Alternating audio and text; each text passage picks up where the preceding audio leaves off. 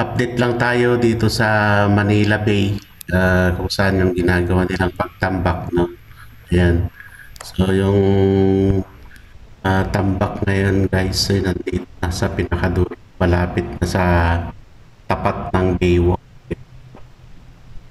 Nakikita nyo naman ito guys, yung barko na yan. Patuloy pa rin yung unload nila ng mga buhangin. Yan. So, patuloy pa rin yung pagbaba ng buhangin mula sa barge. So, malayo na yung narating na yan guys. Dahil yata sa Cavite yan. Pamuwa. So, kung totoo siya, nasa tapat na yan ng Manila Bay Dolomite Beach. Kaya maliwalas ngayon guys yung dagat. Ayan, so natapos yung bagyo. Ayan na naman sila. Aliwalas, malinis na naman yung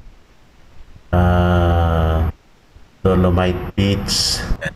Mayroon ding namamasyal. Pero hindi gaanong marami. Katulad ng mga nagdaang mga araw na pagka ganitong araw na linggo ay maraming namamasyal. Ngayon, mabibilang mo lang kung ano yung baka yung mga namamasyal na yan, yung mga tagalinis. Meron din. Ayan ang Dolomite Beach. Ito namang mga may niyog na to. Ito na yung Manila Baywalk. Kaya maganda maglakad-lakad dyan, lalo na pagka umaga. Ayan, lalo ano na yan, Baywalk na yan.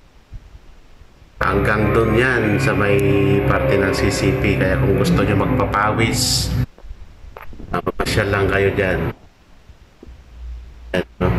Lang maglakad-lakad.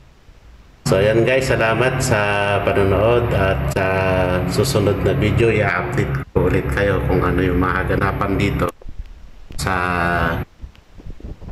Manila Bay. Salamat!